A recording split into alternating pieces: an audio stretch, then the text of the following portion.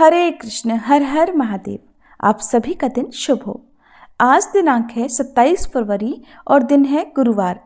आज आप सुनेंगे फाल्गुन मास महात्म्य के 15वें दिन का अध्याय। उससे पहले श्री भक्तमाल जी में वर्णित चोखा मेला जी की कथा आपको सुनाते हैं। और इस बार महाकुंभ में स्नान करने का अवसर अगर आपको मिला है तो कमेंट करके जरूर बताइएगा।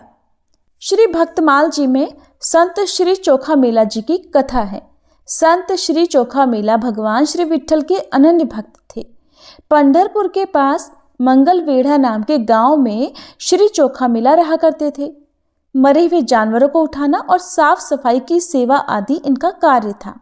जाति से ये चतुर्थ वर्ण के थे, इसलिए उस काल में इनको दूर से ही भगवान का दर्शन करना पड़ता। इस कारण से उन्हें कभी कभी बहुत दुख होता। यद्यपि एकनाथ, ज्ञानदेव आदि अनेक संतों ने कभी किसी के साथ कोई भेदभाव नहीं रखा और न कभी संतों की जात पूछी, परंतु उस समय के ज्ञानी और ऊंच नीच मानने वाले लोग उनको ताने मारते और हीन जाति का समझते थे। काम धंधा करते समय हृदय की धड़कन समान सतत चोखा मेला के श्रीमुख से भगवान का नाम स्मरण होता रहता। अनेक तीर्थों में घूमने के बाद जब ये पंढरपुर आए तब इनका मन यहीं पर लगा रह गया। संतों का साथ, नाम स्मरण, कीर्तन, विठ्ठल दर्शन से इनका मन पंढरपुर धाम को छोड़कर कहीं और जाने का होता ही नहीं था। बीच बीच में संत चोखा मेला पंढरपुर आते जाते रहते थे। इनके गुरु श्री संत नामदेव जी थे। अब क्या हुआ कि एक दिन रात्रि में मंदिर के महाद्वार के सामने एक शिला पर बैठे चोखा मेला भगवान को याद करके एक पद गाने लगे। हीन जाति का होने के कारण उनको दूर से ही भगवान के दर्शन करने पड़ते, परंतु भगवान की भक्ति में किसी तरह का कोई जाति भेद नहीं होता, ये प्रभु को प्रकट करना था। भक्ति करने का अधिकार तो सभी को है और इसी बात को प्रकट करने के लिए संत श्री चोखा मेला आदि अनेक संतों का प्राकट्य अन्य अन्य जातियों में हुआ है। भक्त हमारे निकट नहीं आ सकता, लेकिन ये भक्त रोज हमारे द्वार पर खड़ा रहता है। ये जानकर भगवान स्वयं मंदिर के बाहर आ गए। संत बाबा आनंद में गाने लगे और भगवान उनके साथ नृत्य करने लगे। भक्त का संग पाकर प्रभु अति आनंद में मगन हो गए और अपने कंठ का रत्नहार प्रभु ने संत जी के गले में डाल दिया। अब रात अधिक हो गई तो भगवान तो मंदिर में जाकर सो गए और बाबा भी मंदिर के बाहर सीढ़ियों पर ही सो गए। प्रातःकाल बाबा उठे और मंदिर का परिसर साफ करने की सेवा में लग गए।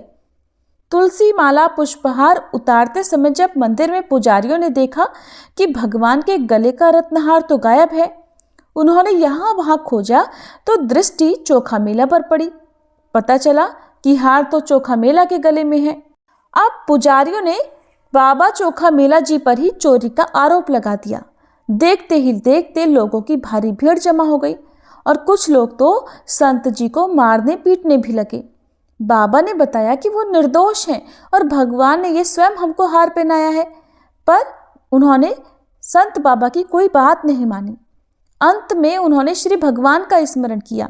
अपनी वाणी में उन्होंने भगवान को पुकारते हुए कहा, हे प्रभु, आप दौड़कर हमारी मदद को आइए। अरे धीरे धीरे मत चलिए प्रभु, ये लोग मुझे मार रहे हैं। मैंने ऐसा कौन सा अपराध कर दिया प्रभु? मैं तो आपके निकट तक नहीं आता। ऐसे प्रसंग में मुझे अपने आप से आप दूर मत करो। अब मेरी रक्षा की जिम्मेदारी तो आपकी ही है प्रभु। कृपया जल्दी आइए, तेज तेज आइए। संत जी के गले का हार अब ऐसा कहते ही भगवान के कंठ में जा पहुंचा।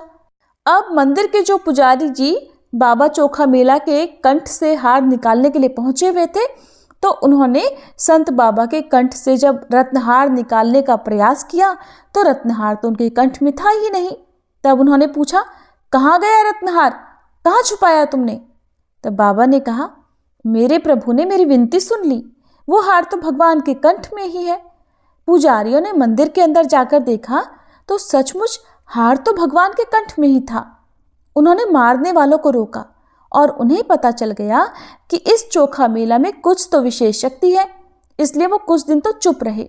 फिर एक दिन किसी निंदक ने संत चोखा मेला की हंसी उड़ाने के लिए उनके सामने कहा, अगर तुम पर भगवान का प्रेम है तो भगवान ने तुम्हें कभी मंदिर के अंदर क्यों नहीं बुलाया? ऐसा है तो दिन रात भगवान के भजन करने से भला तुम्हें क्या लाभ? संत जी ने बड़ी नम्र वाणी में कहा। संत कभी किसी पर क्रोध नहीं करते। उन्होंने कहा, श्री भगवान के दर्शन करने की हमारी योग्यता कहाँ? हम तो बस भगवान को दूर से ही प्रणाम कर लेते हैं और हमारा प्रणाम हमारे प्रभु को प्राप्त हो जाता है। भगवान हमसे बहुत प्रेम करते हैं। भगवान सब बात जान गए और उसी रात भगवान श्री कृष्ण संत जी की कुटिया में गए और उनका हाथ पकड़कर उनको मंदिर के अंदर ले गए। बहुत समय तक संत चोखा मेला और भगवान बातें करते रहे। प्रातःकाल पुजारी लोग जल्दी जल्दी उठकर मंदिर की प्रातःकाल सेवा की तैयारी में लगे। तब उन्हें मंदिर के भीतर से कुछ आवाजें आने लगी। उन्होंने चोखा मेला की आवाज पहचान ली। पुजारियों ने कहा, चोखा मेला, दरवाजे पर तो ताला लगा हुआ था, बताओ तुम भीतर कैसे आए? तो चोखा मेला जी अंदर से ही बोले, श्री भगवान ही मुझे हाथ पकड़कर यहाँ लाए हैं। अब ये घटना घटी तो सब लोगों ने ये समझ लिया कि भगवान तो इस अछूत के स्पर्श से अपवित्र हो गए हैं। अब वे चोखा मेला से ईर्ष्या करने लगे और उन्होंने चारों ओर ये बात फैला दी कि चोखा मेला के कारण भगवान अपवित्र हो गए। संत नामदेव उस दिन चोखा मेला से भेंट करने के लिए उनके घर पर गए। श्री नामदेव जी से चोखा मेला को हरिनाम का प्रसाद प्राप्त हुआ था। संत श्री नामदेव यद्यपि चोखा मेला के गुरु थे, परंतु नामदेव जी को संत चोखा मेला की भक्ति का प्रताप बड़ी अच्छी तरह से पता था। वे जानते थे कि संत चोखा मेला बहुत ही उच्च कोटि के महात्मा हैं। इसलिए नामदेव जी ने चोखा मेला के चरणों में प्रणाम किया और चोखा मेला ने भी नामदेव जी के चरणों में प्रणाम किया। फिर नामदेव जी को चोखा मेला की पत्नी और पुत्र से मंदिर में घटित प्रसंग का पता चला। तब थरथराते स्वर में चोखा मेला बोले, ओ विट्ठल पांडुरंग, हमारा भगवान, हमारा सर्वस्व हमारे मन से जाता ही नहीं और उससे मिले बिना मुझे कुछ अच्छा नहीं लगता। और मेरे प्रभु को तो मेरे स्पर्श से कोई आपत्ति ही नहीं है। और उन लोगों का कहना है कि चोखा मेला ने भगवान को पवित्र कर दिया। नामदेव जी, हम आपके जैसे ज्ञानी तो नहीं हैं, परंतु संत चरणों का और भगवान का ही हमको आधार है। चोखा मेला जी की बात सुनकर नामदेव जी कहने लगे, बाबा, केवल मंत्र, स्तुति, स्तोत्र या फिर पुराणों का पारायण करके मन में भक्ति नहीं है तो क्या उपयोग? प्रभु तो केवल भाव के भूखे हैं, केवल भक्ति भाव मांगते हैं और वो भक्ति भाव आपके हृदय में तो कूट कूट कर भरा है। हमारा सखा पांडुरंग होते हुए हमें लोग निंदा से भला क्या?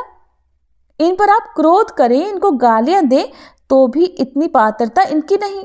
संतों से डांट खाना, संतों का क्रोध भी सबको प्राप्त नहीं होता बाबा। और बाबा, जिन्होंने आपको मारा है ना, वे महामूर्ख हैं और आपके स्पर्श से जिनको आपत्ति होती है ना, उनके भाग्य में आपका पुण्य स्पर्श लिखा ही नहीं है। आज आपकी सोयराबाई, परिसा, नरहरि, बंका, सावता काका आदि सब संतों, पांडुरंग और गुरुदेव भगवान की कृपा से कितना सत्संग है। कौन पूछता है निंदकों को? ऐसा वचन कहकर नामदेव जी वहां से चले गए। अब तो बाबा के हृदय में बड़ा आनंद हुआ और वे नाम की मस्ती में मस्त हो गए। संत चोखा मेला जी की पत्नी सोयराबाई भी महान भक्ता थी। उनकी कोई संतान न होने के कारण वे बहुत दुखी रहती थी और प्रभु से प्रार्थना किया करती कि हमारे घर संतान नहीं है, इसलिए मन बड़ा व्याकुल होता है। फिर एक दिन भगवान ने वृद्ध ब्राह्मण का रूप धारण किया और आ गए चोखा मेला के घर के सामने। उनके हाथ में डंडा, कंठ में तुलसी माला और मस्तक पर चंदन और बुक्का यानी काली वैष्णव बिंदी या फिर श्याम बिंदी था। भगवान उनके घर के बाहर आकर पूछने लगे, ये घर किसका है? इस घर में कितने बालक हैं और घर के सदस्य क्या काम करते हैं? इस तरह के बहुत सारे प्रश्न उन्होंने पूछे। सोयराबाई ने वृद्ध वेशधारी भगवान को प्रणाम किया और कहा, ये घर तो पांडुरंग का है। सोयराबाई ने आगे कहा, हमारे घर के लोगों को गोविंद का छंद है, वे सब रात दिन उनका स्मरण करने का काम करते हैं और हमारे घर संतान का सुख नहीं है बाबा, हमारे घर में तो कोई बालक ही नहीं है। तब वृद्ध ब्राह्मण ने कहा, इस मार्ग से मैं निकला था, मुझे बहुत भूख लगी है, कुछ भोजन प्रसाद मिल जाए तो अच्छा होगा। उस पर सोयराबाई बोली, बाबा हम तो नीच जाति के हैं, आपको हमारे घर का अन्न कैसे चलेगा? बाबा बोले, अरे भक्तों की कैसी जाति, जो हरि भजे सो हरि का, और हमको तो बस बहुत भूख लगी है। ऐसा कहकर उन्होंने हाथ पसार दिए। अब सोयराबाई ने सोचा, अतिथि भगवान बिना खाए गए तो अच्छा नहीं होगा, और अगर अन्न दिया तो लोग हमको मारेंगे। तो उन्होंने कहा, बाबा आपको हमने इस घर का अन्न दिया तो लोग हमें मारेंगे, हमारी निंदा करेंगे बाबा। तब वृद्ध ब्राह्मण बोले, बेटी जाति का विचार तुम मत करो, कल का बासी अन्न होगा ना तो हम तो वो भी खा लेंगे, पर इस घर का अन्न थोड़ा तो हमको खाने दो। अब सोयराबाई अंदर गईं और उन्होंने दही चावल लाकर वृद्ध बाबा को दे दिए। दही चावल पाकर बाबा संतुष्ट होकर बोले, बोलो बेटी क्या चाहिए तुम्हें? तब उन्होंने कहा, आपकी कृपा हम पर बनी रहे। वृद्ध महात्मा ने उनको बचा हुआ सिद्ध प्रसाद दे दिया और आशीर्वाद दिया कि तुमको निश्चित ही पुत्र होगा। सोयराबाई को प्रभु कृपा से कर्म मेला नाम का पुत्र हुआ और आगे चलकर कर्म मेला जी भी महान भक्त और कवि हुए। ये थी आज की कथा। सब मिलकर प्रेम से बोलिए, संत चोखा मेला जी की जय। अब सुनिए फाल्गुन मास महात्म्य का आज का अध्याय। श्री सूत जी कहने लगे, हे धर्मराज, अब मैं धर्मारण्य तीर्थ के उत्तम महात्म्य की दूसरी कथा कहता हूँ, ध्यान से सुनो। धर्मारण्य में सत्यलोक से जिस प्रकार सरस्वती जी लाई गई वह प्रसंग भी सुनिए। एक समय प्रभातकालीन सूर्य के समान तेजस्वी और सभी शास्त्रों में प्रवीण महामुनि सेवित महर्षि मार्कंडेय जी को भक्ति पूर्वक प्रणाम करके सब ऋषिगण कहने लगे कि हे भगवान, आपने ब्रह्मा जी की पुत्री जिस सरस्वती नदी को उतारा है वह दर्शन करने से प्राणियों के पापों का नाश करने वाली और पुण्य देने वाली है, उसके महात्म्य का भी वर्णन कीजिए। तब मार्कंडेय जी इस प्रकार कहने लगे, हे ब्राह्मणों, मैंने शरणार्थियों को शरण देने वाली सरस्वती देवी को भाद्रपद मास के शुक्ल पक्ष की पुण्यमयी द्वादशी तिथि को धर्मारण्य तीर्थ के अंतर्गत द्वारावती तीर्थ में उतारा था। द्वारावती तीर्थ मुनियों और गंधर्वों से सेवित है। उक्त तिथि को उस तीर्थ में पिंडदान आदि करना चाहिए। उसमें पितरों को दिया हुआ तर्पण दान आदि अक्षय होता है और श्राद्धकर्ता भी उसके फल को प्राप्त करता है। यह महत्वपूर्ण उपाख्यान पापों का नाशक और पुण्यदायक है। पवित्र वस्तुओं में पवित्र और महापापों का निवारण करने वाला है। सरस्वती जी का जल सभी मंगलों के लिए भी मंगल कारक और परम पवित्र है। प्रभास तीर्थ के मध्य में सरस्वती जी का जो पुण्यमय जल है वो क्या ऊपर के लोकों में सुलभ है? सरस्वती जी का जल मनुष्यों की ब्रह्म हत्या को भी दूर करता है। सरस्वती जी में स्नान और देवता पितरों का तर्पण करके फिर उसके बाद पिंड देने वाले मनुष्य फिर कभी माता का दूध पीने वाले शिशु नहीं होते, अर्थात वे मोक्ष प्राप्त कर लेते हैं, बार बार जीवन मरण के चक्कर में नहीं पड़ते। जैसे कामधेनु गौवें मनोवांछित फल देने वाली होती है, ठीक उसी तरह से सरस्वती नदी भी स्वर्ग और मोक्ष की एकमात्र कारण है। व्यास जी कहते हैं कि मार्कंडेय जी ने सरस्वती देवी को यहाँ लाकर बैकुंठ का दरवाजा खोल दिया है। जो फल की इच्छा से यहाँ शरीर त्याग करते हैं वे उस फल को पाते हैं और अंत में भगवान विष्णु का धाम प्राप्त कर लेते हैं। बहुत अधिक कहने से क्या लाभ है धर्मराज, मनुष्यों को तो सदैव विष्णु लोक प्राप्त करने की इच्छा से द्वारका में ही शरीर त्याग करना चाहिए। द्वारका में मृत्यु को प्राप्त हुए सभी मनुष्य अपने हर पाप से छूटकर अंत में भगवान विष्णु के धाम को जाते हैं। उस तीर्थ में स्नान करके जो मनुष्य भगवान विष्णु का पूजन करता है वह सभी पापों से मुक्त होकर विष्णु धाम को जाता है। वो सब तीर्थों में उत्तम तीर्थ है जहाँ साक्षात श्री हरि वास करते और उस तीर्थ में रहने वाले मनुष्य के सभी पापों को हर लेते हैं। द्वारका तीर्थ मोक्ष चाहने वाले मनुष्यों को मुक्ति दिलाने वाला, धनार्थियों को अर्थात धन की इच्छा रखने वालों को धन देने वाला, आयु सुख और सभी मनोवांछित फल प्रदान करने वाला है। जो मनुष्य वहाँ एकादशी तिथि को उपवास करके श्राद्ध करता है वह नरकों से सभी पितरों का उद्धार कर देता है। वहाँ द्वारका के पास में ही मार्कंडेय जी से उपलक्षित एक गोवत्स नामक तीर्थ भी है जो पृथ्वी में सभी जगह विख्यात है। उस तीर्थ में जगतपति उमाकांत भगवान शिव गाय के बछड़े के रूप में अवतरित होकर स्वयंभू लिंग रूप से विराज रहे हैं। पूर्व काल में बालाहक नाम के एक शत्रु विजयी राजा थे। जो महान बलवान और भगवान शिव जी के परम भक्त थे। एक दिन जब वो शिकार खेलने में मगन थे कि उनके किसी पैदल सैनिक ने हिरणों के झुंड में से गाय के एक बछड़े को देखकर राजा से कहा कि हे राजन, मैंने हिरणों के झुंड में एक गाय का बछड़ा देखा है जो उन्हीं में हिला मिला हुआ है। उसकी माँ तो उसके साथ है नहीं। तब राजा ने अपने नौकर से कहा कि मुझे तो उस बछड़े को दिखा। तब उस पैदल सेवक ने वन में जाकर राजा को वो बछड़ा दिखाया। उस समय पैदल सैनिकों के भय से हिरणों का वह झुंड पीलू वृक्ष की झाड़ी की ओर भाग गया। तब गाय का बछड़ा भी ठीक उन्हीं की तरह दौड़ लगाता हुआ उसी ओर चल दिया जहां वो सारे हिरण गए हुए थे। राजा उसे पकड़ने के लिए झाड़ी में घुस गया और जैसे ही उसे पकड़ने लगा, तुरंत ही वह उज्जवल शिवलिंग के रूप में बदल गया। ये देखकर राजा को बड़ी हैरानी हुई। अब राजा सोचने लगे कि ये क्या बात हुई, ये तो बड़ा घनघोर आश्चर्य हुआ। तब तक उस शिवलिंग के मध्य भाग में उन्होंने गाय के बछड़े को स्थित देखा। अब उनके मन में ये निश्चय हो गया कि अवश्य ही गाय के बछड़े के रूप में साक्षात भगवान महेश्वर ही विराजमान है। अब तो उन्हें अपने साथ ले जाने के लिए तत्पर होकर राजा ने उस शिवलिंग को उखाड़ने का प्रयास किया, किंतु वे उस देवलिंग को किसी भी प्रकार उठा तो क्या, हिला भी नहीं सके। तब राजा के साथ सभी देवताओं ने भगवान शंकर से प्रार्थना की। देवतागण कहने लगे, हे प्रभु, हे भगवान सर्वदेवेश्वर, आपको सभी लोगों का हित साधन करने की इच्छा से शुक्ल लिंग रूप से स्थित होना चाहिए। श्री महादेव जी कहने लगे, देवतागणों, मैं यहाँ सदा ही लिंग रूप से स्थित रहूंगा। भाद्रपद मास के कृष्ण पक्ष में अमावस्या के दिन मेरा प्राकट्य हुआ है, इसलिए उस दिन विधि पूर्वक स्नान करके जो लोग इस शिवलिंग का पूजन करेंगे उन्हें कोई भय नहीं होगा।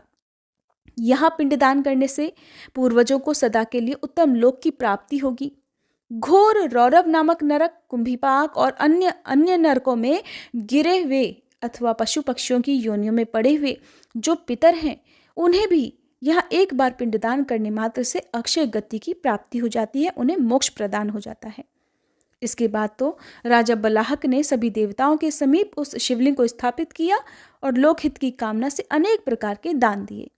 जब तक वे उस लिंग की पूजा करते रहे तभी तक साक्षात भगवान शिव भी वहीं आ गए। अब भगवान शिव वहां आकर कहने लगे कि जो मनुष्य आज की रात में श्रद्धा और भक्ति से इस देवेश्वर शिव की पूजा करेंगे उन्हें अक्षय पुण्य की प्राप्ति होगी। जो गीता शास्त्र का पाठ करते हुए जागरण करेंगे वे मनुष्य अपनी 101 पीढ़ियों का उद्धार कर देंगे। यह देवाधिदेव भगवान शिव का अद्भुत लिंग है। जो मनुष्य भक्ति पूर्वक इसका महात्म्य सुनता है वह सभी पापों से मुक्त हो जाता है। गोवत्स नाम से विख्यात शिवलिंग मनुष्यों को परम पुण्य प्रदान करने वाला है। वह अनेक जन्मों के पापों का नाश कर देता है, ऐसा मार्कंडे जी का कहना है। जिनका मन पाप से दूषित है, जिनके मन में पाप ही पाप भरे हुए हैं, उनके पाप युक्त शरीर की शुद्धि के लिए उस तीर्थ में स्नान अति आवश्यक है। गोवत्स तीर्थ में एक बार किया हुआ स्नान भी मनुष्य को रुद्रलोक प्रदान करने वाला है। और वहां पर खासकर भाद्रपद मास में उस पक्ष के अंत में कूप के तट पर तर्पण और श्राद्ध करने से कलयुग में पितरों को सबसे अधिक तृप्ति मिलती है। गया जी में 21 बार तर्पण करने पर पितरों को जो परम तृप्ति होती है वह गंगकूप में केवल एक बार तर्पण करने से ही मिल जाती है। गोवत्स महादेव के पास में ही गंगकूप भी विद्यमान है। वहां तिल और जल से भी तर्पण करने पर पितर सद्गति को प्राप्त होते हैं, नरकों से छूट जाते हैं। उस तीर्थ में मुनीश्वरगण गोदान की प्रशंसा करते हैं। वहां पर 2 पीलू के वृक्ष स्थित हैं। वही मुनि सेवित गोवत्स तीर्थ है जो स्नान से स्वर्ग देने वाला, आचमन करने से पाप की शुद्धि करने वाला, कीर्तन करने से पुण्य देने वाला और दर्शन करने से मोक्ष प्रदान करने वाला है। गोवत्स तीर्थ से नैऋत्य कोण में लोह यष्टि दिख पड़ती है। वहां स्वयंभू लिंग के रूप में साक्षात भगवान शंकर जी विराजमान हैं। भाद्रपद मास की अमावस्या के दिन लोह यष्टि में श्राद्ध करने पर पितर प्रेत योनि से मुक्त होकर स्वर्ग लोक को चले जाते हैं। पितर लोग ये कहते हैं कि क्या हमारे कुल में भी ऐसा कोई पुरुष उत्पन्न होगा जो श्राद्ध पक्ष में अश्विन मास की अमावस्या के दिन लोहयष्टि तीर्थ में हमारे लिए तिल, जल, पिंडदान अथवा केवल जल ही प्रदान करेगा। तब मुनि कहते हैं कि अगर पितर अधिक प्रिय हों तो भाद्रपद अर्थात आश्विन मास की अमावस्या तिथि को उनके लिए अवश्य ही श्राद्ध करना चाहिए। जो सरस्वती जी के जल में स्नान करके दूध से और सफ़ेद तिलों से पितरों का तर्पण करता है, उसके पितर अवश्य ही तृप्त हो जाते हैं। लोहेष्टि तीर्थ में भक्तिभाव से तर्पण करने पर मनुष्य स्वयं भी तृप्ति को प्राप्त होता है। जल देने वाला तृप्ति और अन्न देने वाला अक्षय सुख प्राप्त करता है। फलों का दान करने वाला पितृभक्त पुत्र और अभय देने वाला आरोग्य लाभ करता है। न्यायोपार्जित अर्थात न्याय विधि से किसी को बिना सताए जो धन अर्जित किया जाता है, किसी का दिल दुखाए बिना जो धन अर्जित किया जाता है, उस धन में से अगर थोड़ा सा भी दान दिया जाए तो वह महान फल देने वाला होता है। उस तीर्थ में स्नान करने से मनुष्य भगवान शिव का पार्षद हो जाता है।